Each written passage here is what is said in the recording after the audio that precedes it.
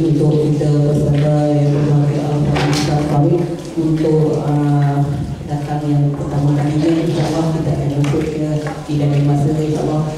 Ini kita ataupun jemaah meminta yang berbahagia Ustaz untuk melepas sedikit walaupun masa yang kita bolehi cuma hingga 1.50 tengah hari saja. Jadi masa yang tersingkat itu mungkin Ustaz boleh infakkan pengalaman ataupun pengetahuannya dalam bidang Rasul. Sebenarnya kita akan menyambut hari ataupun hari bersama iaitu Maulid Rasul pada hari Selasa depan. Namun itu tajuk yang akan dibagi untuk Ustaz kupas sedikit banyak pada hari ini adalah cinta Rasul. Bermakna kita sebagai umat yang takhir iaitu Rasulullah SAW, apakah mungkin bukti kita cinta kepada Rasul? Apa seluruh tentang Rasulullah mungkin kita Ustaz dapat kupas pasal berapa yang boleh sehingga masa yang hingga 1.50 untuk kita seterusnya ikuti solat zuhur berjemaah. Dengan ini saya tidak boleh pandang dan saya serahkan majlis ilmu pada hari ini kepada yang berbahagia Ustaz.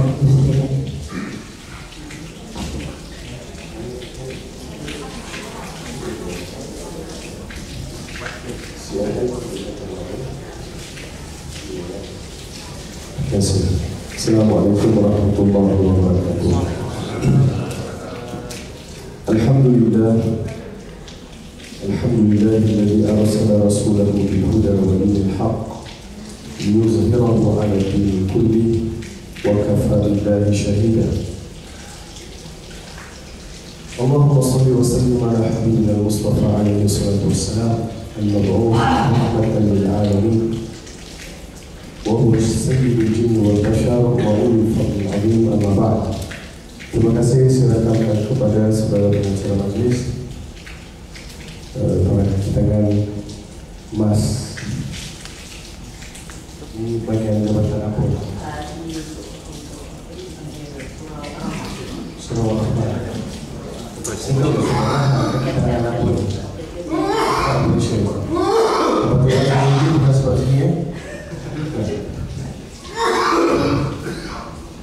Alhamdulillah, kita sama-sama menafak syukur kepada Allah Subhanahu Wa Taala di atas daripada inayahnya. Saya dan tuan-tuan wajib bersyukur kepada Allah Subhanahu Wa Taala. Dalam kesempatan yang sangat terhad ini, saya telah diminta untuk membicarakan cinta kita kepada Rasulullah Sallallahu Alaihi Wasallam. Saya yakin dan pasti setiap kita yang beragama Islam yang mengucap dua kalimah syahadah ada rasa cinta kepada Rasulullah Sallallahu Alaihi Wasallam, walaupun cinta itu tidaklah sebesar mana, namun yang sedikit itu boleh dikembangkan jadi lebih besar. Yang cinta sedikit itu juga boleh melayakkan kita mendapat syafaat Nabi Muhammad Sallallahu Alaihi Wasallam. Teringat saya kepada satu kisah di mana Rasulullah Sallallahu Alaihi Wasallam pada satu hari selepas baginda tawaf sunat, baginda duduk menyandarkan badan Rasulullah Sallallahu Alaihi Wasallam pada Kaabah. Biasa sampai itu Islam baru nak bertapak. Yang ada di Kaabah acara-acara jahiliyah dan acara benar-benar mengikut Islam belum terserlang. Tawaf ini bukan saja di zaman kita, bukan sekadar syariat Nabi Muhammad, tetapi ialah syariat Nabi Ibrahim yang diserahkan oleh syariat Nabi Muhammad Sallallahu Alaihi Wasallam. Tawaf ibadah haji keseluruhan.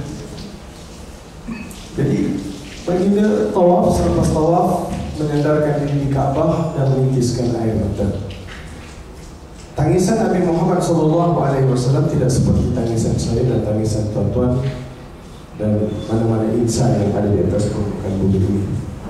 Tangisan Nabi seringkali menyebabkan arasy Allah untuk bergegar. Menitis saja air mata Nabi, arasy akan bergegar, menyebabkan penghuni-penghuni di langit tidak senang duduk. Maka diutuslah Jibril untuk bertemu dengan Nabi Muhammad SAW, bertanyakan punca Nabi menitiskan air mata. Setibanya Jibril bertanya kepada Nabi Muhammad SAW, "Ya Rasulullah, ma yubkika? Ma yubkika ya Muhammad? Ma yubkika ya Rasulullah?" Apa perkara yang menyebabkan saudara menitiskan air mata? Apa perkara yang menyebabkan kamu menitiskan air mata? Dengar ini. Baginda menjawab, "Qara'tu qala Allah Subhanahu wa ta'ala ala lisan Ibrahim, in tu'adzibuhum fa innahum ibaduk, wa in taghfir lahum fa innaka antal ghafurur rahim." Ya. Dia kata, Rasulullah memberitahu kepada Jibril punca menangis, "Aku telah membaca firman Allah atas lisan Ibrahim yang bermaksud sekiranya engkau mengazab mereka ya Allah, ingat sesungguhnya mereka itu adalah hamba-hambamu. Wa in taghfir lahum, sekiranya engkau memberi keampunan kepada mereka, fa innaka antal ghafurur rahim. Kalau engkau mengampunkan mereka, itu memang selayaknya bagi engkau ya Allah, kerana engkau Tuhan Maha Pengampun lagi Maha Mengasihi." Itu mengenai kisah ataupun permohonan Nabi Ibrahim alaihissalam ke atas umat dia. Dan aku juga wahai Jibril telah membaca firman Allah atas lisan Isa yang memberi keampunan kepada umatnya. Cuma yang menyebabkan aku menangis pada hari ini wahai Jibril, mada an ummati, apa janji Tuhan ke atas umat aku? Allah sudah menjanjikan keampunan ke atas umat Nabi Ibrahim, dan begitu juga ke atas umat pengikut Nabi Isa alaihissalam. Famada an ummati ya Jibril, aku terkenang apa pula nasib terhadap umat aku, sebab itu aku menitiskan air mata. Lain kan? Maksudnya hidup Rasulullah SAW yang sentiasa ingat mengenai nasib, keadaan, kesudahan umat baginda SAW. Jibril berjawab tak ini? Berjawab, apa untuk umat aku? Untuk umat Ibrahim adalah, untuk umat Nabi Isa adalah, untuk umat aku apa? Famada an ummati, apa? Bagaimana agaknya nasib ke atas umat aku? Sebab belum ada ayat yang dimasukkan dalam, belum ada ayat yang diturunkan oleh Allah Subhanahu wa ta'ala memberi janji bahawa umat Nabi Muhammad akan dapat seperti mana yang diperolehi oleh umat Nabi Ibrahim dan juga umat Nabi Isa AS. Jibril balik pulang jumpa Tuhan, jumpa Allah Subhanahu wa ta'ala, bertemu, membawa wahyu, berjumpa dengan Nabi Muhammad SAW. Kerana Jibril memberitahu kenapa Nabi Muhammad menangis. Perbualan itu bukan Tuhan tak dengar, tapi nak menjadikan satu ketibar dan juga nak menyampaikan mesej secara lebih clear. Jibril menyampaikan apa yang dihajatkan oleh Nabi Muhammad SAW kepada Allah Subhanahu wa ta'ala. Allah Subhanahu wa ta'ala berikan wahyu. Turun Jibril bertemu dengan Nabi Muhammad SAW dengan membawa, "Ya Muhammad, فإن الله سبحانه وتعالى يقول," wahai Muhammad, maka sesungguhnya Allah Subhanahu wa ta'ala telah berfirman, telah menyampaikan ayat kepada engkau, bunyinya, "Wala sawfa yu'tika rabbuka fatarda." Wala sawfa yu'tika rabbuka fatarda. Maka sesungguhnya kelak wahai Muhammad, kamu akan dilimpahkan dengan limpahan kurniaan yang sangat besar. Pastinya kamu akan redha dengan pemberian itu. Ayat itu turun dalam surah mana tuan-tuan?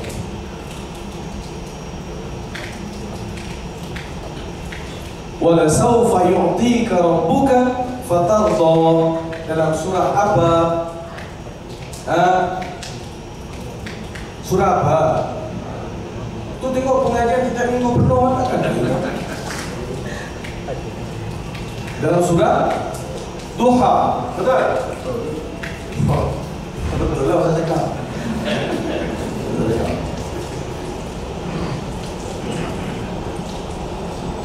والضحى والليل إذا سجى ما ودعك ربك وما قلى وللآخرة خير لك من الأولى ولسوف يعطيك ربك فترضى. ولسوف, dia kalau dalam kita belajar bahasa Arab, saufa dia memberitahu benda yang akan datang tapi lewat. Saufa nanti akan datang tapi lewat. Lewatnya bila kiamat.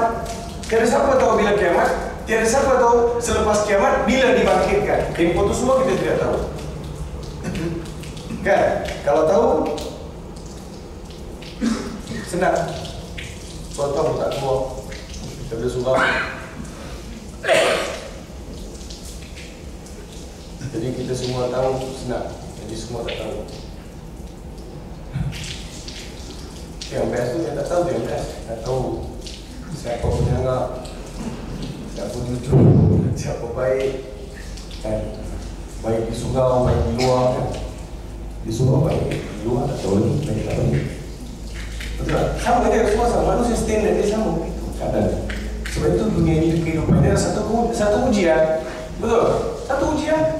Tak tahu siapa baik, siapa tak baik, dalam tegangan, dalam sembunyi, dalam seseorang, dalam negeri, luar negeri, kan? Indoor, outdoor, kan? Semua Tuhan tak tahu. Baru dapat dia standard tu. Baik. Wala sawfa yu'tika rabbuka fatarda, kelak Tuhan kau akan beri, kau pasti akan redha dengan pemberian itu. Sangat besar. Janji itu sangat besar, tidak dapat didetailkan. Bila ulama mentafsirkan ayat itu, memberitahu kepada kita melalui hadis-hadis yang sahih, ayat itu berkaitan dengan syafaat Nabi Muhammad sallallahu alaihi wasallam. Kelak wahai Muhammad, Tuhan akan beri engkau satu lempar kurnia yang sangat besar, pasti engkau akan redha dengan pemberian tersebut. Apa dia? Hak memberi syafaat kepada Nabi Muhammad sallallahu alaihi wasallam. So di mahsyar nanti Nabi Muhammad seorang saja yang berhak memberi syafaat. Tuan-tuan, bila dibangkitkan di mahsyar kelak, umat Nabi Adam dengan Nabi Adam, umat Nabi Isa dengan Nabi Isa, umat Nabi Ibrahim dengan Nabi Ibrahim, umat Nabi Daud dengan Nabi Daud, umat Nabi Yakub dengan Nabi Yakub, umat Nabi Yusuf dengan Nabi Yusuf, umat Nabi Muhammad dengan Nabi Muhammad. So, setiap seorang rasul pengikutnya di belakang. Pada ketika itu hanya umat Nabi Muhammad sahaja yang diberi hak untuk memberi syafaat. Nabi Muhammad seorang saja. Habis Nabi Ibrahim yang Nabi Muhammad baca tadi itu, Tuhan janji keampunan, akan beri keampunan, tapi tidak semua. Betul? Dan hak memberi keampunan pada siapa? Pada siapa? Pada Allah. Betul? Tapi hak memberi syafaat di mahsyar pada siapa? Pada Rasulullah sallallahu alaihi wasallam. Pada masa itu Allah akan beritahu pada mahsyar besok, ketika kita dibangkitkan di mahsyar. Bila dibangkitkan di mahsyar, Nabi Muhammad sallallahu alaihi wasallam akan diminta oleh Jibril, Allah Subhanahu wa taala akan minta pada Jibril, wahai Jibril, pergi kejutkan kekasihan. Kejutkan Nabi Muhammad sallallahu alaihi wasallam dan umat Nabi Muhammad di belakang, sedang Nabi Muhammad sallallahu alaihi wasallam amam Rabbul Jalil, di hadapan Tuhan yang Maha, di hadapan Allah Subhanahu wa taala, sedang tunduk, tidak mengangkat kepala, sedang tunduk, dibangkitkan terus tunduk saja kepala melihat kepada lantai. Pada ketika itu Allah Subhanahu wa taala akan memerintahkan Nabi Muhammad, ya Muhammad irfa' ra'sak, wahai Muhammad, angkat kepala, jangan tunduk, angkat kepalamu wahai Muhammad, angkat. Isfa' min ummatik man syi'ta min ummati, berilah syafaat sesiapa saja yang kau naki dari kalangan umatmu. Angkat kepala dan beri syafaat. Hari ini aku beri izin untuk engkau beri syafaat recommendation. Nabi Muhammad akan boleh beri syafaat untuk umatnya. Syafaat jenis apa? Saya bila sebut syafaat tu apa Ustaz? Apa syafaat? Syafaat yang bagaimana? Cukuplah syafaat bila Nabi Muhammad sallallahu alaihi wasallam mengkategorikan saya sebagai pengikut dia. Betul tidak? Belum tentu lagi. Walaupun duduk di belakang Nabi Muhammad, hujungnya sudah ada database. Filtering system pada hari itu adalah berdasarkan kepada apa yang kita buat di dunia. Cinta tak kamu pada Rasul, sayang tak pada kamu Rasul, apa kamu buat itu tak sebagai seorang muslim yang baik, ikut tak ajaran-ajaran yang ditinggalkan oleh Rasulullah SAW. Semua itu akan difilter. Pada masa itu kita akan dapat lihat berapa ramai saja yang kau ada. Kena buang semua, kena tapis. Pernah kita dah umat Nabi Muhammad tak pernah kita dah yang Islam, itu umat Nabi Muhammad kena tapis. Yang tak sembahyang kena tapis. Betul?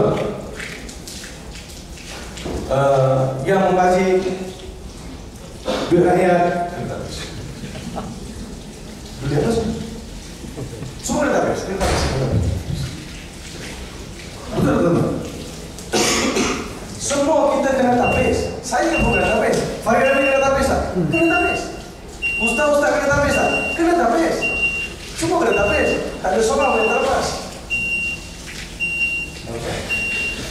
Last call. Maksudnya apa?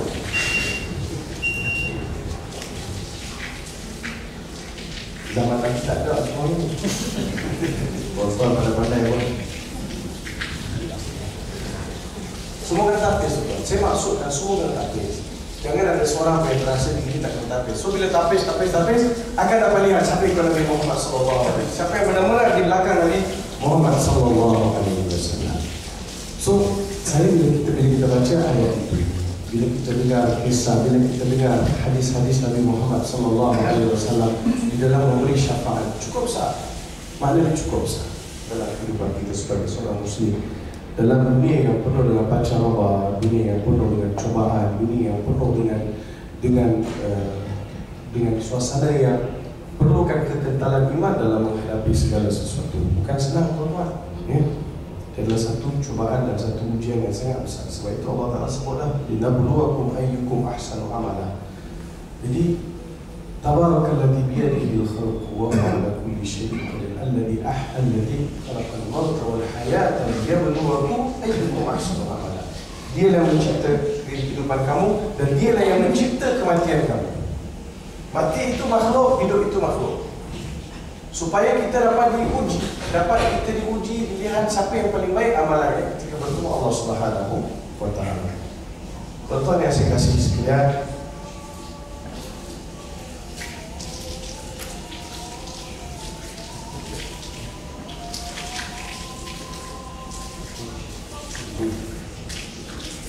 seperti itu.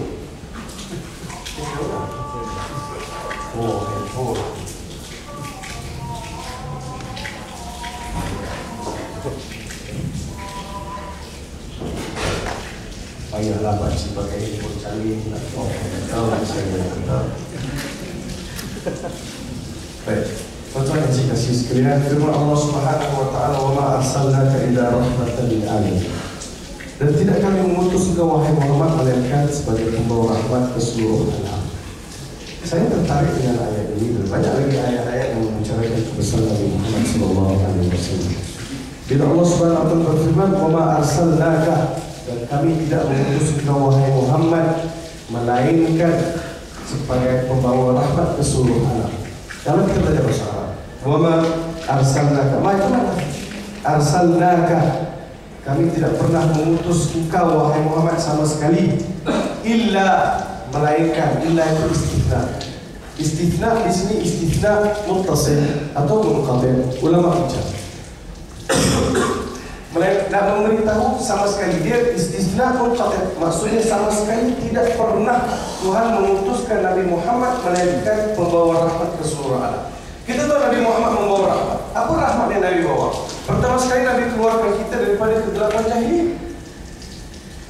Kalau agama Islam tidak disampaikan oleh Nabi Muhammad SAW dan tidak sampai ke Malaysia dan tidak dibawa oleh pendakwa-pendakwa atau saudara-saudara daripada negeri yang datang daripada Yaman atau datang daripada India, datang daripada China kalau di sebelah pantai timur, ya. Jadi kalau mereka semua tidak membawa ajaran Nabi Muhammad, agaknya apa agama? Apa agama kita pada hari ini? Kita pun tidak tahu. Saya baru balik daripada Jakarta, 3 hari saya pergi Jakarta. Saya tengok semua nama-nama bangunan, nama-nama bank, semua nama-nama merujuk kepada Tuhan Hindu. Dan dia berhala-berhala Hindu banyak. Sebaliknya kita Indonesia, saya Indonesia. Di agama asal memang negara Hindu, agama Hindu. Betul tidak? Berhala cukup banyak di Indonesia. Betul, saya pergi satu tempat dari satu betul-betul nak masuk kawasan bandar Pekan Jakarta tu. Dia ada macam satu berhala besar, ada kuda. Nampak ada pergi Jakarta. Pergi. Untuk apa?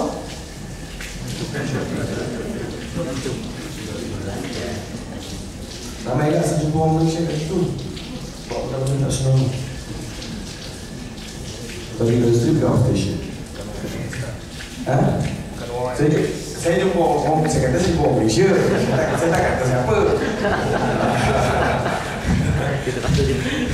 Saya tak kata bangsa apa, saya tak kata agama lagi kan? Belum kan?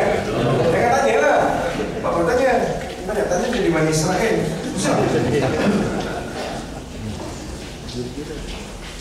Ada berhala besar dengan kuda tujuan paniko depan tu, lepas tu ada loti, ada berhala besar. Saya pernah tengok tu, saya kata kau pernah lihat berhala ini di mana? Zaman saya tak Islam, saya pernah tengok berhala. Memang ada tinggi-tinggi itu. Memang besar dia buat. So, memang agama asal yang pernah duduk di Indonesia ni agama Hindu. So maksudnya beritahu dengan tuan-tuan, saya kasih sikit. Kalau Nabi Muhammad, kalau Islam itu tidak dibawa oleh Nabi Muhammad sallallahu alaihi wasallam, kita entah ke mana. Jadi kerja Nabi Muhammad, rahmat yang pertama sekali Nabi Muhammad bawa untuk umat Nabi, untuk manusia ialah agama. Agama. Yang kadang-kadang merasa boring dengan agama.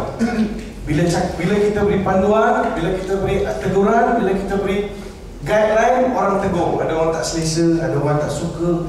Bila kita kata benda ni haram lah, tak boleh, haram. Ya, ustaz-ustaz ni sikit-sikit haram, sikit-sikit haram.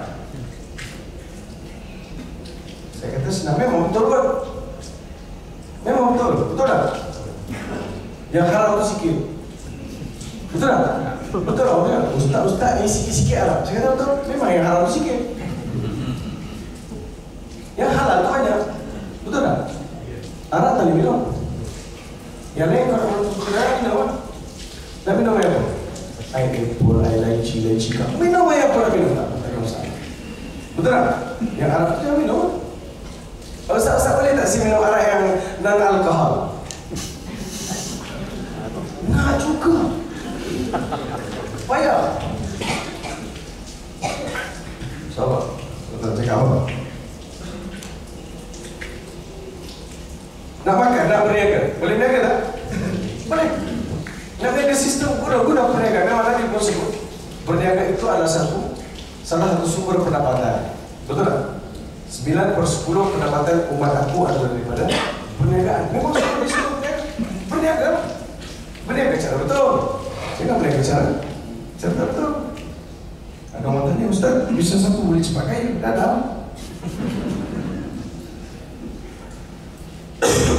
Jadi maksud rahmat Nabi Muhammad sallallahu alaihi wasallam yang pertama, Nabi bawa agama. Susah ke beragama ni, Ustaz? Susah ke? Tidak susah. Saya rasa sebelum saya Islam, agama Hindu lagi susah. Lagi susah. Tuan-tuan tahu tak susah jadi Hindu?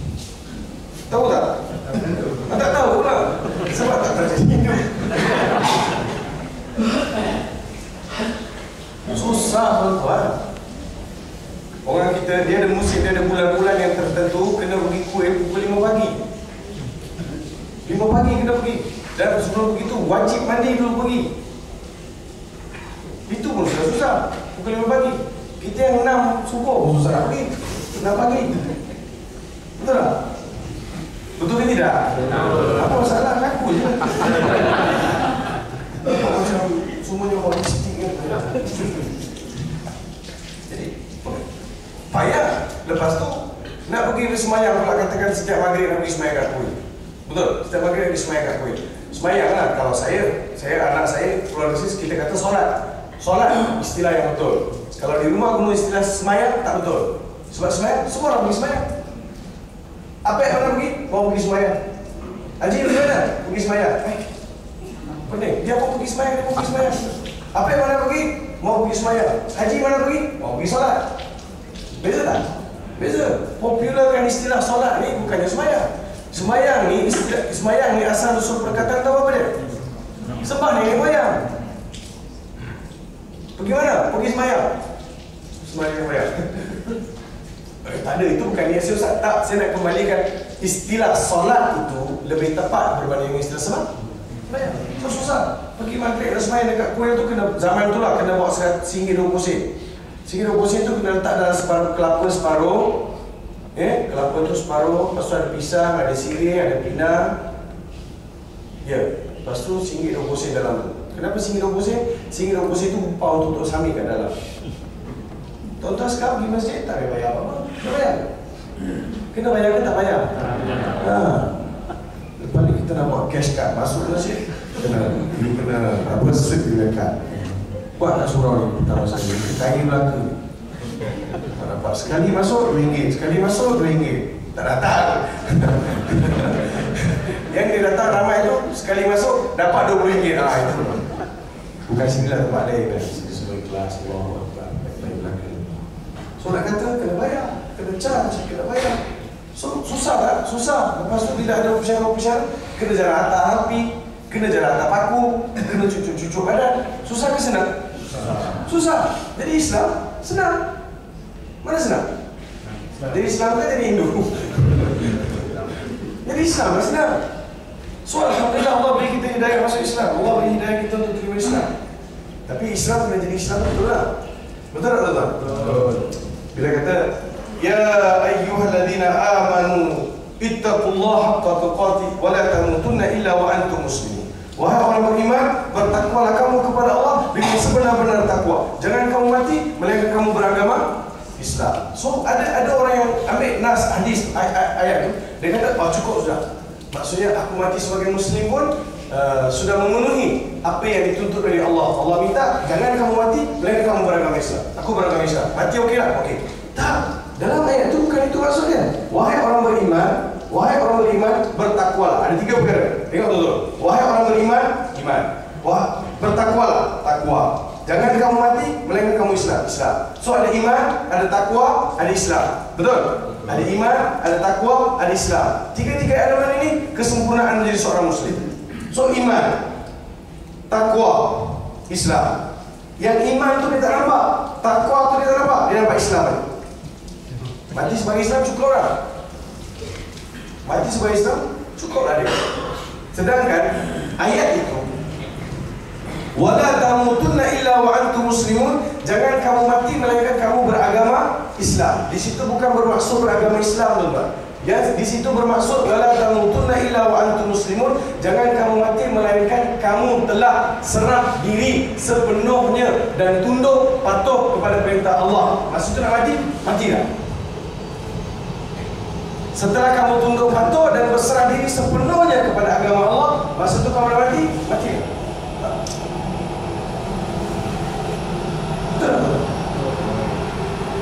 Betul.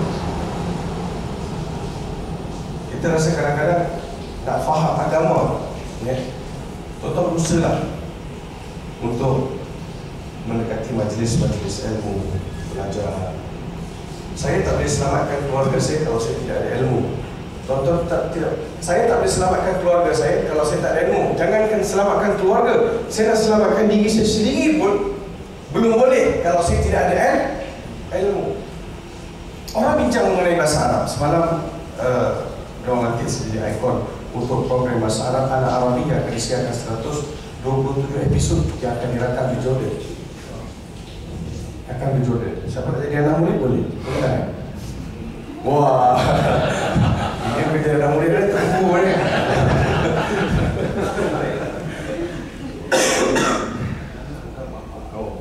Orang bertanya dengan saya, Ustaz, bahasa Arab ni kena belajar? Kena belajar lah. Wajib belajar bahasa Arab. Jangan apa? Ni Quran ni dalam bahasa apa? Dalam bahasa apa? Bahasa Arab.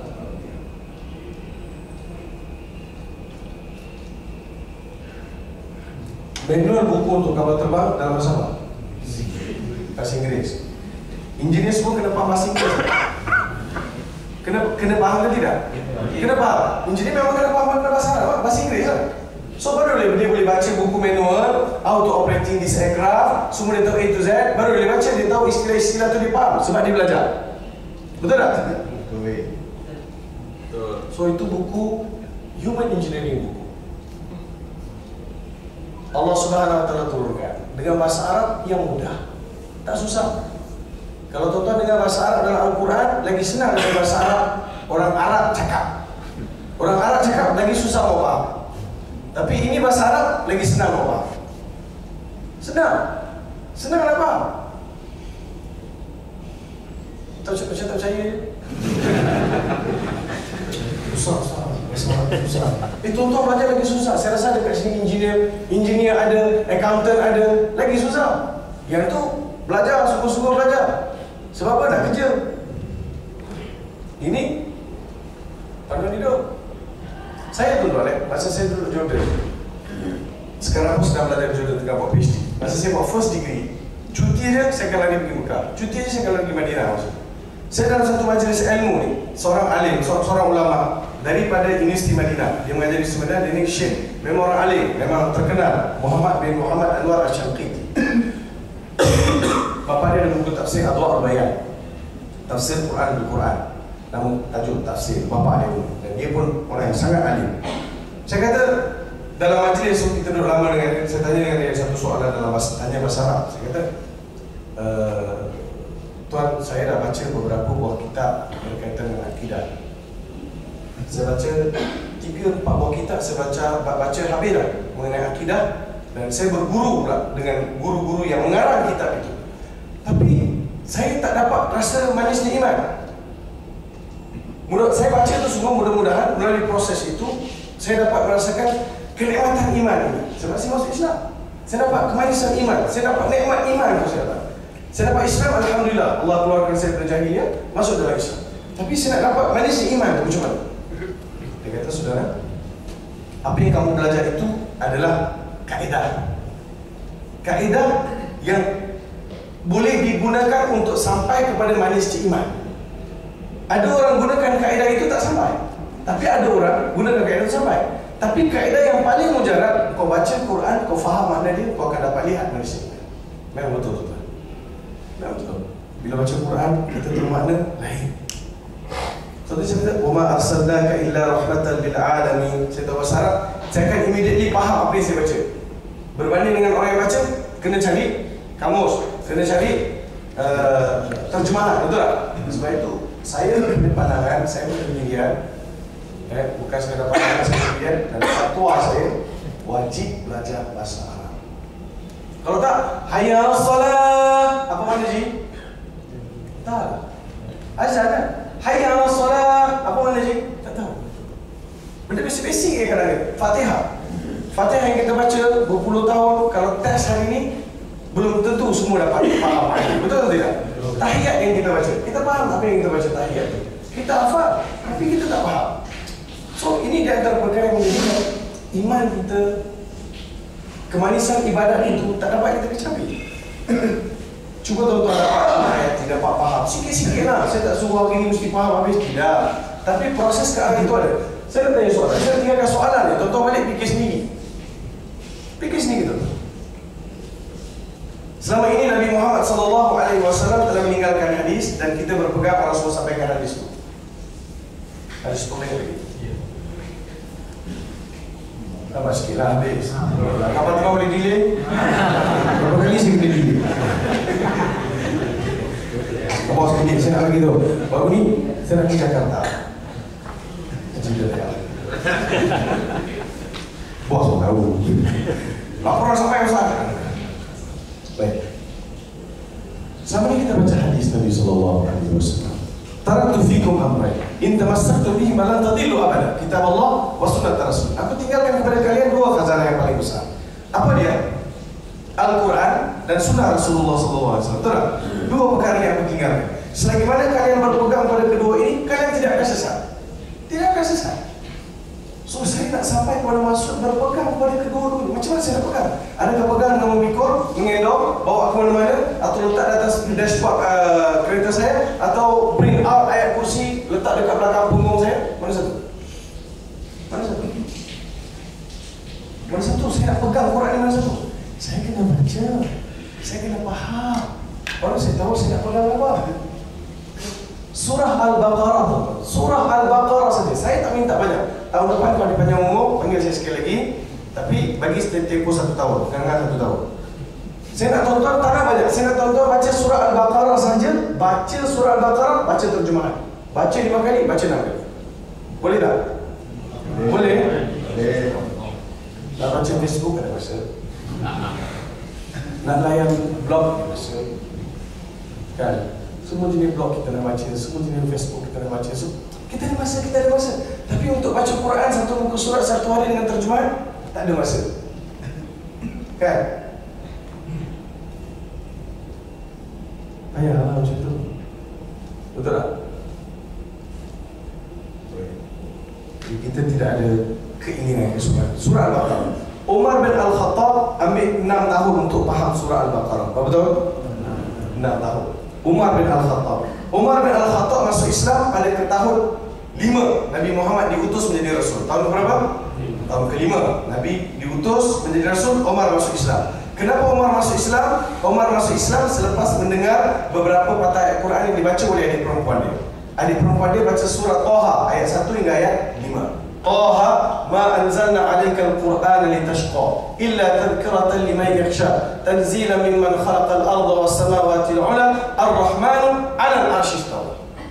5 ayat yang didengar oleh Umar bin Al-Khattab yang menyebabkan dia masuk Islam. Ada cerita dia dengar adik perempuan dia baca Quran, dia masuk dalam rumah, dia lempang adik dia. Dia tanya adik dia tengah baca apa, dia kata baca Quran. Umar kata, "Mari aku nak tengok." Adik dia kata, "Tak boleh, engkau tak Islam, aku tak akan bagi."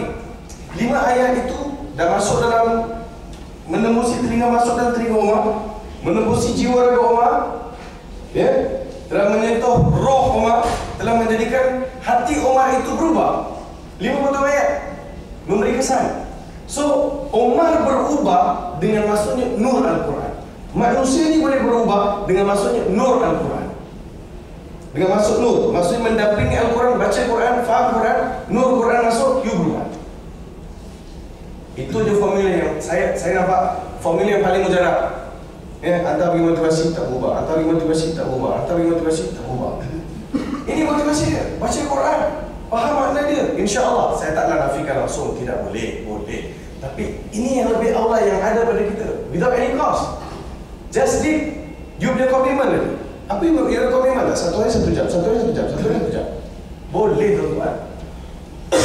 Saya masuk Islam umur 18 tahun, sekarang umur 40 tahun. Jadi hakim tilawah peringkat bahasa antara masuk. Boleh pun. Saya tak berbangga apa yang saya sampai. Tapi bila Tuhan nak bagi, Tuhan bagi. Betul tak? Hari pertama saya dapat surat, saya nanti dari hakim tilawah, saya telefon ke hakim, tuan-tuan boleh chat dengan Datuk Syekh Muhammad, boleh tanya dengan dia, dan boleh tanya dengan sekretari dia. Saya telefon, saya kata, minta maaf, saya tak sanggup terima tawaran ini, lantikan ini sebab saya rasa ada orang lebih layak daripada saya. Pengarah Jakim kata masa Datuk buat, dia kata, Ustaz, Jakim tahu siapa yang layak dilantik dan siapa yang tidak lantik. Selamat berkhidmat Ustaz.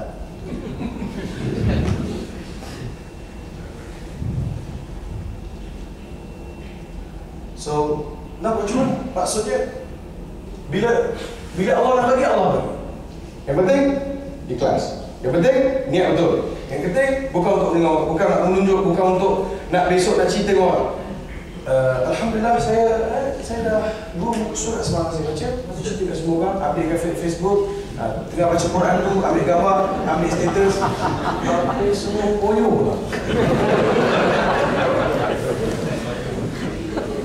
Bawa anak bini pergi makan pun ambil gambar, Alhamdulillah ni makan anak bini. Ambil juga. Something oleh manfaat. Ya, Alhamdulillah. 5 ayat yang saya baca, 5 ayat dalam surah Al-Baqarah, intisarnya 1, 2, 3. Kau baca tak bermanfaat. Ini kalau kau main golf kau nak update ya.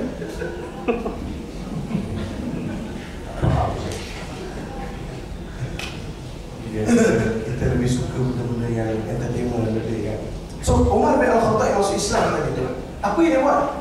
Selepas itu dia berpegang dengan Al-Quran tu, Masya Allah. Dia asal keluar rumah nak penggal leher Nabi Muhammad, dia jumpa Nabi Muhammad selama beberapa hari, melutut depan Nabi Muhammad, masuk Islam. Al-Quran 5 ayat telah mengubah. Betul tidak? Sering betul. Berubah tidak? Berubah. So apa yang berlaku selepas itu? Umar memahami Al-Quran, berusaha memahami Al-Quran. Umar bin Al-Khattab pernah menyebut, dia kata 6 tahun aku berusaha untuk memahami surah Al-Baqarah. Untuk memahami surah Al-Baqarah 6 tahun. Cuba tuan-tuan bagi tahu saya, berapa tahun tuan-tuan ambil betul-betul konsisten dengan Al-Quran untuk faham Al-Quran secara konsisten. Forget it about Ramadan. I don't want to hear about Ramadan. Ramadan is all automatically changing, I know. Tak tahu bulan lagi. Jangan tuan-tuan, profesor ke mesti mau berubah. Kan, sebelum ni kalau bulan-bulan lain kita jalan kaki lah, nak masuk universiti lah, tak tahu aja dia bawa GMC, bawa kereta besar-besar kan. Cubalah Ramadan. Kita lalu ada je kita berhenti nak ambil, ada je kita berhenti ambil. Berubah. Berubah, otomatik berubah. Tapi itu kat negara Arab. Kat kita saya tak tahu. Kat kita kalau bulan puasa semua jadi bengis. Marah. Tahu tak saya puasa ni? Boleh puasa juga, puasa kau. Dia jadi tension kalau bulan puasa. Kata bulan puasa janganlah tension. Betul tuan-tuan. Surah Al-Baqarah ayat ni 286. Ada 286 ayat. Betul? 286 ayat. Tuan-tuan bagilah hari ni 2 ayat, 10 ayat, 5 ayat, bagi-bagi macam tu. You have to manage. Tuan-tuan kena manage sendiri. Betul tak? You have to manage. Kalau manage, tuan-tuan akan dapat lihat hasil wal mahsul. Jangan harap semua nak ambil daripada ustaz, ambil ustaz. Tunggu lagi ustaz punya terberang, tunggu lagi ustaz punya jual ubat, tunggu lagi campur ustaz jual insurans, tunggu campur lagi produk-produk yang lagi kan. Saya nak tuan-tuan develop yourself. Kalau ustaz semua tak ada, tuan-tuan nak salahkan apa? Tengok, mereka salahkan ustaz juga. Kalau ustaz tak datang, tengok kami jadi sesat selama-lamanya sebab ustaz tak datang aja orang. Kena cari jalan keluar lah. 286 ayat bukan banyak pun surah Al-Baqarah. Faham surah Al-Baqarah? Saya yakin, saya janji, saya garanti bagi cop ya, ISO tuan-tuan akan faham Islam. Just surah Al-Baqarah. Bukan 114 surah Al-Baqarah. Apa yang tak dalam surah Al-Baqarah? Bagi tahu saya. Kefarduan solat dalam surah Al-Baqarah. Kefarduan puasa surah Al-Baqarah. Kefarduan haji surah Al-Baqarah. Kefarduan nikah surah Al-Baqarah. Apa lagi? Kefarduan zakat surah Al-Baqarah. Khilafah, kepimpinan surah Al-Baqarah. Jihad surah Al-Baqarah. Infak, bersedekah surah Al-Baqarah. Apa yang dalam surah Al-Baqarah ini? Surah Al-Baqarah adalah surah rukun Islam. Sebab itu bila saya fikir, kenapa Umar ambil 6 tahun? Bila saya baca detail, saya baca secara terperinci, baru saya nampak patut dan 6 tahun. 6 tahun baru faham konten, belum lagi faham macam mana nak laksanakan. Betul tak? Faham solat wajib, solat disebut dalam Quran. Lepas tu nak praktis pula solat. Macam mana solat? Bersepah solat. Betul tak? Jadi tuan-tuan yang saya kasih sekalian, saya nak bagi tuan-tuan something. Bila saya balik, tuan-tuan boleh jalan sendiri. Tak sentiasa bergantung pada ustaz. Betul? Balik. Bila kata berpegang pada dua sumber, Al-Quran dan Sunnah, balik rumah, tengok dekat almari rumah kita, ada tak tafsir-tafsir Quran? But I'm talking serious. You are a real Muslim or not? My question is, you want to be a real Muslim or not? Ataupun you nak jadi Islam, cukuplah Islam begini jelas. Tak mahu. Saya nak setiap individu yang bergelar Muslim, dia faham Islam, dia sebarkan Islam. Kalau dia seorang ketua, dia faham Islam, dia tak fahamkan anak-anak buah dia, mesti faham Islam. Kerja dia mesti ada nilai-nilai Islam. Tak payahlah cari kir yang terjelir lidah baru nak faham kualiti kerja. Betul tak? Mesti letak 5S, mesti kerja ISO. ISO you buat, you yang nilai balik, temberang. Betul tak? You buat apa-apa benda nak nilai. You buat, lepas tu ada internal auditor, lepas tu external auditor, lepas tu kita dapat ISO. Kita tahu kita dapat ISO. Betul tak? ISO betul, ISO ada dokumentasi ISO. Tapi you tak ISO belum sebagai seorang Muslim. Kalau you Muslim, ISO Muslim tu tak payah ISO orang lain buat. Kerja jalan. Dia tengok, yang ni you buat tak? Ini you yang kata mesti capai, you buat tak? Kalau kita dah tahu apa bidang kerja kita, apa bidang tuan kita, tak ada tu kita jalan. Betul atau tidak? You agree? Kita tak macam mana? benda ni ijtihad. Jadi tuan-tuan yang saya kasih sekalian. So 286 ayat surah Al-Baqarah. Balik tengok ada tak tafsir Al-Quran. 2 tafsir Al-Quran yang sudah diterjemah. Bahasanya dekat dengan kita. Tafsir Al-Azhar karangan Pak Hamkam. Keduanya tafsir Abdul Athir karangan Tuan Haji Sul Haji. Ada dua-dua ini pasaran. Tak mahal pun. RM350 je tafsir Al-Azhar. Kita tengok RM350. Ada 12 jilid. Handphone kita lebih mahal. Tak dapat syafaat pun. Dapat dosa lagi ada. Sebab benda-benda dengan aku. Ya aku dengar lah kan. Ada apa dosa dah. Aku dengan cerita kan. Ada apa dosa dah. Kalau bapak tu memang kita champion. Kan? Bapak tu memang champion. Siap lagi besok kan. Ada lah masa-masa tarik baju kau. Dia dah jadi dah ingat dapat syafaat dari umat kenal tadi. Kau tengah semua kan. Jadi tuan-tuan yang saya sekalian sebagai penutupnya 5 kewajipan kita terhadap Rasulullah SAW. Pertama sekali ikut kan. Seorang pun tak ada bawa kertas, ada 3 orang bawa kertas, bawa pen kan. Handphone nama dia canggih, tulislah kat handphone yang canggih tu, canggih tag, hantar kat kawan, Facebook kan. Semua tak kena ajar. Ya, dia semua ni standard anak murid Imam Syafi'i. Baru saya ingat. Ini standard anak murid. Ustaz kata kami leceh sangat ke? Ustaz cakap semua kita orang ingat tau. Tepat. Ini standard anak murid Imam Syafi'i. Kalau lagi tinggi, standard anak murid Imam Bukhari. Imam Bukhari ni dia ada fotografi memory. Dia tengok aja dia. Tengok dia hafal. Tengok dia hafal. Tengok hafal. Tengok hafal. Pada standard Imam Syafi'i ke Imam Bukhari? Agak je lah. Tak lah Ustaz, dua-dua pun tak ada. 5 kewajipan kita pertama sekali cinta Rasulullah SAW. Kewajipan kita mencintai Rasulullah SAW, mengatasi segala sesuatu. Mesti Nabi Muhammad duduk di ranking yang pertama. Itu yang pertama. Yang keduanya, lepas kita mesti ikut innal hubba lil muhibbi muti'un. Cinta itu mesti menjadikan orang yang dicintai itu sebagai ikutan. Betul? Kalau saya betul cinta Nabi Muhammad, saya kena ikut Nabi Muhammad. Betul tak? Dulu masa mula-mula cinta dengan Khadijah, tak payah Khadijah. Lagi kata nama awal itu Khadijah. Pukul berapa Khadijah suruh datang? Kita pergi. Pukul 5 petang ya, dekat Terminal Luar. Pergi. Pukul 9.05, pukul 4.30 ada dah. Sebab apa? Cinta. Kalau Khadijah bagi baju warna hijau, dia kata nanti masa dating dia pakai baju hijau kan? Kita lupa pakai baju hijau, kita pakai baju merah. Khadijah kata go. Dia kata betul lah kau tak cinta, you tak cinta kat I. Kalau cinta kat I, you mesti pakai baju yang I bagi warna hijau. Kan I dah pesan. Tak cinta. Orang mempertikaikan cinta, keikhlasan cinta. Betul lah kau cinta. Kalau cinta kan tak ikut. So betul. Kita dengan Nabi Muhammad SAW lebih daripada itu. Kita nak syafaat Nabi Muhammad. Kita nak recommendation syafaatul uzma di masyarakat kelak. Jadi kita tak jadikan Nabi sebagai ikutan.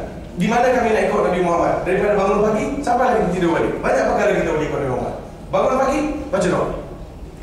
Dan bangun tidur, hafal tak? Hafal ke tak? Hafal cakap hafal, tak hafal cakap tak hafal. Tak apa dosa pun. Sampai bila nak bersembunyi? Sampai bila nak nampak macam hafal? Boleh tak hafal? Apa namanya? Allah membaik lana. Kita baca doa. Baca doa bangun tidur, betul? Alhamdulillahilladzi ahyana ba'da ma amatna wa ilaihi nusyur. Saya tak hafal Ustaz. Yang Arab ni saya susah hafal. Tak apa lah. Yang penting ada doa. Mesti ke yang Arab tu, tak Arab pun tak apa. Bangun. Alhamdulillah, hidup aku begini. Terima kasih ya Allah. Cukup lah. Cukup tak? Cukup. That means you ada link dah dengan Tuhan.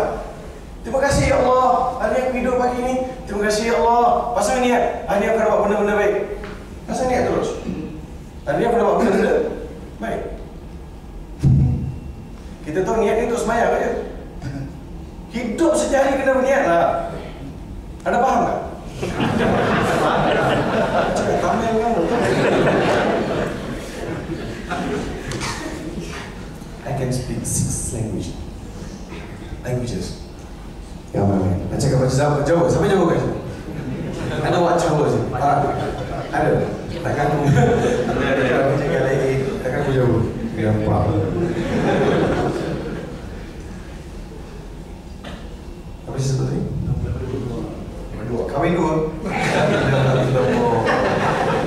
Sunnah Nabi kahwin dulu. Slow. Dan pertama sekali cintakan. Keduanya ikut Nabi Muhammad SAW. Jadi tak sempurna lah ikut Nabi Muhammad kalau kita tak praktis apa yang baca doa apa bangun pagi. Tak ingat dalam bahasa Arab, bahasa Melayu pun tak apa. Lepas tu masuk bilik air, kaki kiri, keluar kanan. Dan foto hajat, alhamdulillah. Subhanallah. Tengok wajah dekat cermin, nak pakai pakaian semua masuk mula dekat kanan kiri. Kanan lah. Semua mesti kanan. Seluar masuk, tak kira seluar kecil, anak seluar ke, bapak seluar, masuk kanan dulu. Itu kalau pakai.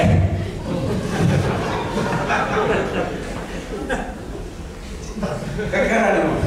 Masuk tangan kanan masuk. Semua tangan kanan. Lepas tu tengok wajah dekat cermin. Alhamdulillah elok dia, ya Allah, jadikan aku elok. Telinga elok, muka elok, hidung elok. Yang dioperasi tu memang gila. Pergi plastik surgery kan. Ada orang rasa dia tak lawa, semua kata. Semua lawa.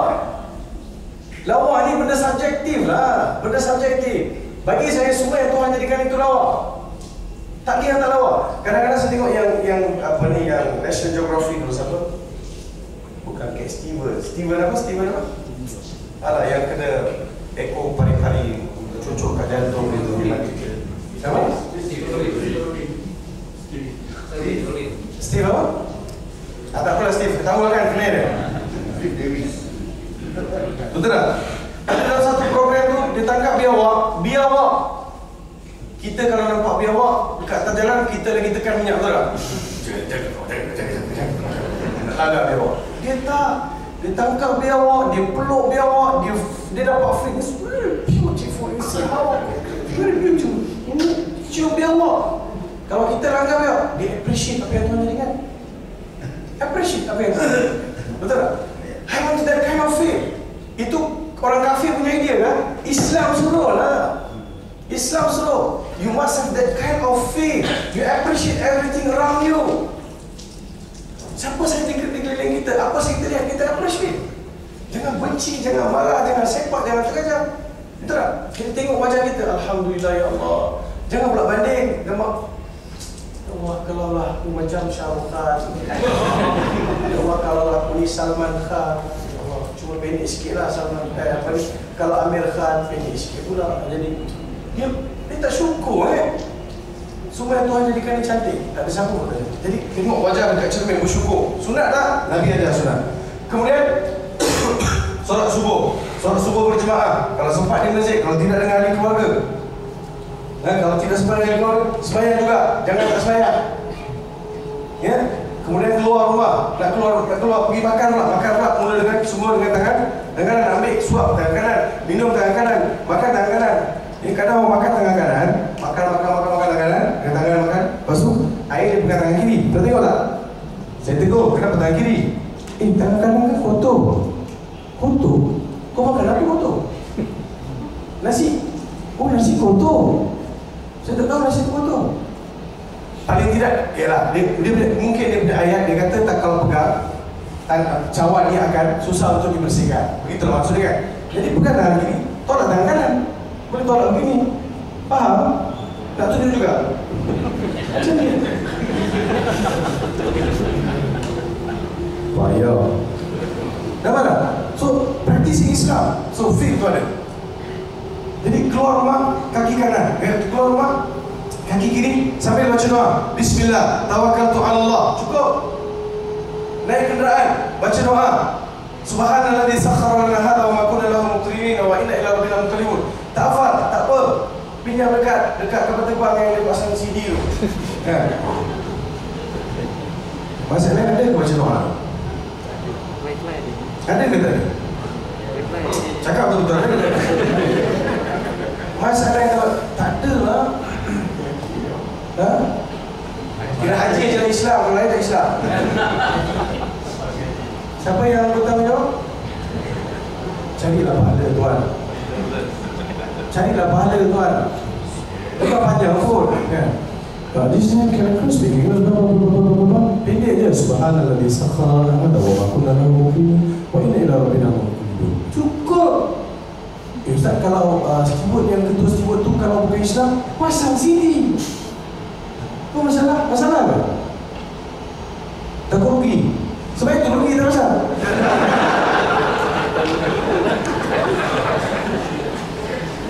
Baik.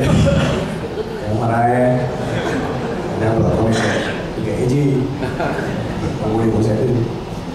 Jadi tuan-tuan yang saya kasih sekalian, jadi cinta itu kita nak praktis dalam kehidupan. Saya sebut ada doa-doa kita nak baca.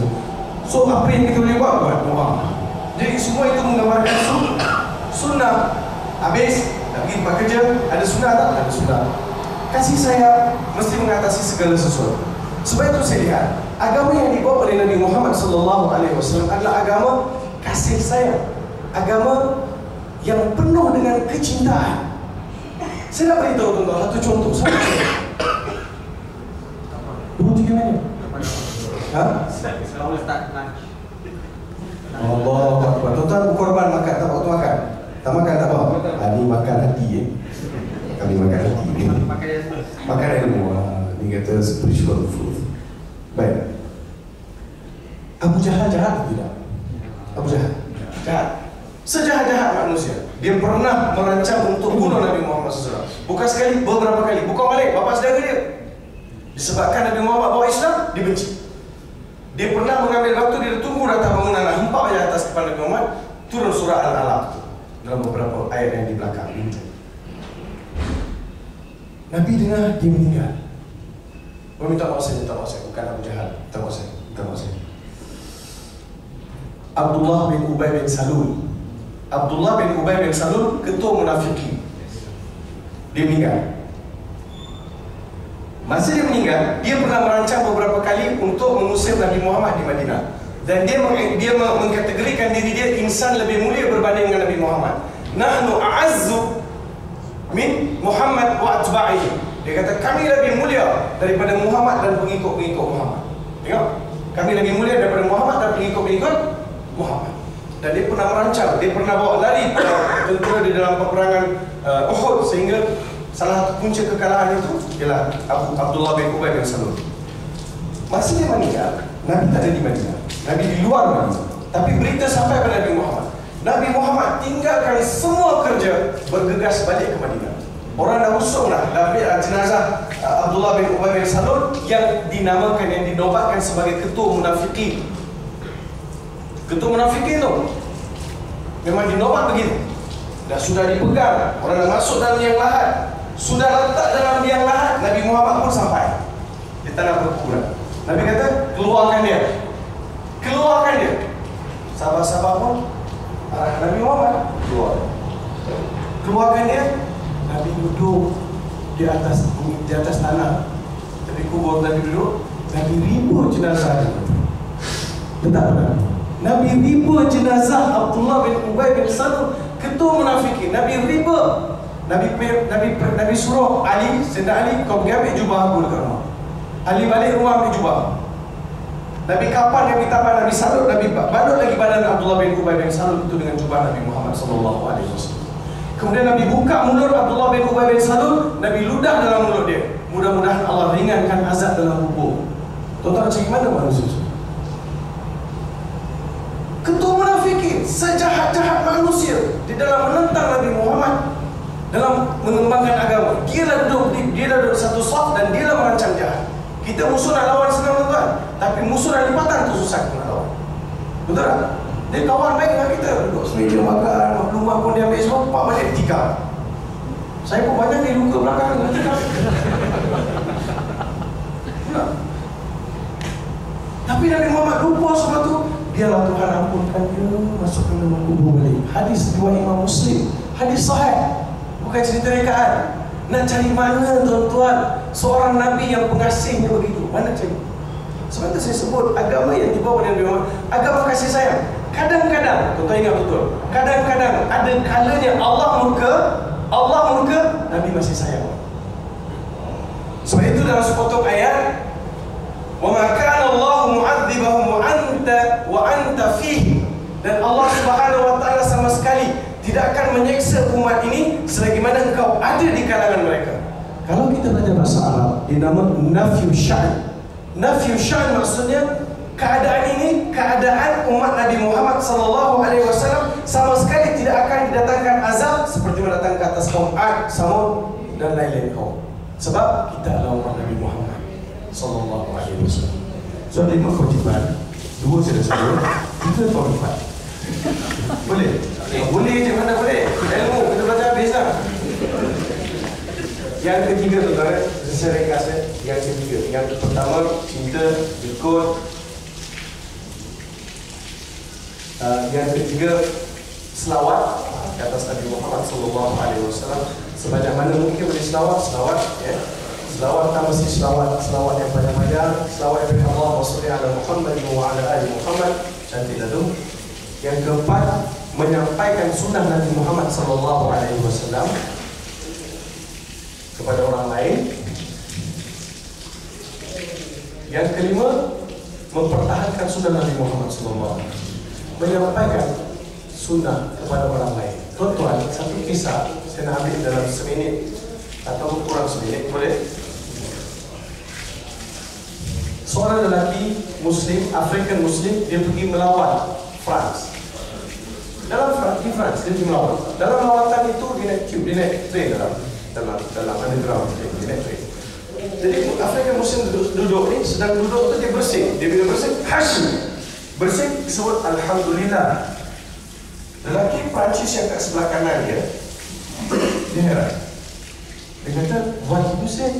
I said Alhamdulillah. What do you mean? Dia kata, I said thanks to my God. After 5 years, African Muslim ni pergi buat haji. 08 mana?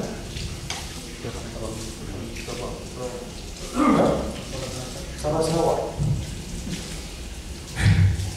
Sebab aku tak dulu dengar apa. Ada harga asyik naik aja, tidak naik. Baik. Afrika, after 5 years, Afrika Muslim bawa haji. Masa dia bawa haji tu, dalam satu perjalanan dia dekat Mekah juga, dia dilanggar bahu oleh seseorang. Masa lalu kita kadang teranggar kan, tergerak langgar. Langgar dia toleh tengok. Dia tengok, dia terkejut. Dia kata, aku boleh tengok kau. Dan lelaki tu pun kata, aku boleh tengok. Tanya mereka kata, yes, pernah jumpa dalam. Tapi lelaki itu lelaki Perancis. Lelaki yang Perancis ni jumpa dengan lelaki Afrika Muslim.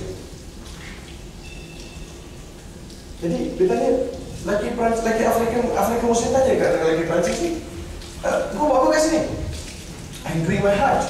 You doing my Hajj? Yes, of course. Dalam musim haji, buat haji dah, buat apa? I'm doing my Hajj. You do Hajj? You doing your Hajj? You Muslim? Yes, I'm Muslim. Why you didn't tell me? Oh, dulu tu aku tak Islam. Masa aku jumpa dalam kereta aku tak Islam. After that I become Muslim. I become Muslim because of you. Lagilah Afrika Muslim ni lagi kecebut. Because of me. Sekali lagi jumpa kau, lagi pun tak ada apa conversation pun. Dia kata, macam mana pula aku jadi sebab kau Islam? Kau ingat tak kau bersih dalam kereta api? Datuk ingat? Kau ingat? Kau ingat tak kau bersih dalam kereta api? Yalah ada, aku ingat. Masa kau bersih, aku tanya dengan kau. Lepas kau bersih, kau sebut Alhamdulillah. Betul? Betul? Menjadikan aku ni tertanya-tanya kenapa orang Islam lepas bersih sebut Alhamdulillah. Itu je key point. Dia kaji kenapa orang Islam lepas bersih sebut Alhamdulillah. Dia mengkaji. Dia mencari jawapan, dia mencari punca. Rupa-rupanya bila bersih, nyawa kita keluar. Keluar, nyawa kita hampir keluar. Sebab itu kalau tuan-tuan baca sejarah Nabi Adam alaihi salam, bila Allah tiupkan roh, bila Nabi Adam dijadikan dalam syurga, ditiupkan dalam bentuk tepikan bertanah, pertama sekali yang berlaku pada Adam alaihi salam, Nabi Adam apa? Bersih. Hidup. Dengan bersih itu Nabi Allah Adam alaihi salam hidup. Ditiupkan roh. Roh itu bila masuk dalam tubuh Adam bersih, hasyim. Bila hasyim itu dia onkan sistem manusia. Sebab itu kalau tuan-tuan lihat bila orang tak bernyawa doktor akan letak apa? CPR, bukan CPR. Letak tak cover. Tak cover lah. Sakit tak cover. Betul tak? Dia nak bagi hidup balik bersih. So itu yang aku kaji. Rupanya betul lah orang Islam bersin sebut Alhamdulillah. Dia berterima kasih kepada Tuhan yang bagi dia bersin. Yang keduanya bersin keluar banyak bakteria. Betul tak? Dia banyak benda-benda yang virus-virus lain keluar. Seperti itu. Saya berkata pertama Alhamdulillah kalau bersin. Hashim Alhamdulillah. Kedua Hashim Alhamdulillah. Ketiga Hashim Alhamdulillah. Keempat Syafakallah. Kalau 3 kali bersin, 4 kali bersin lagi confirm. So semua Nabi bagi 3 kali je. Kali keempat semoga Allah sembuh engkau. Itu ya. Betul tak? Jadi benda-benda kecil je. Jadi lepas ni bersih, jangan segan-segan. Hashim Alhamdulillah. Sudah apa tak apa. Tak payah pakai mikrofon. Hashim Alhamdulillah. Ya, boyo. Nah, tapi yang paling saya menyampah meluat bila Hashim. Excuse me. Orang Kristian kalau bersih cakap apa? Oh, baju tak payah langsung sama. So itu dia antara perkara kita nak pertahankan. Kita nak sampaikan sunnah Nabi. Dan pertanyaan banyak benda saya nak kongsi dengan tuan-tuan dalam masa yang terakhir ini. Tuan-tuan doakan minggu depan saya akan pulang ke Jordan sebab saya sedang PhD di University of Jordan. 2 tahun sekarang saya sedang menulis tesis. So sebab itu saya lama tak ada di Malaysia. Sebab di Malaysia sakit tegak. Your country is very hot. Sekian, salah silap, mohon minta maafan. Mudah-mudahan izin Allah kita bertemu lagi. Dan saya sudah terpilih. Assalamualaikum warahmatullahi wabarakatuh. Waalaikumsalam warahmatullahi wabarakatuh. Saya di pihak Dr. Baru dan juga jemaah mengucapkan terima kasih kepada Dr. Ustaz. Dan insyaAllah mana-mana jemaah yang masih tidak akan berpuas lagi untuk Ustaz, esok kita akan bersama Ustaz di Pusat Muktamar Islam untuk tazkirah jemaah Hafid dan juga Imam di sana. InsyaAllah kita sudahi dengan Assalamualaikum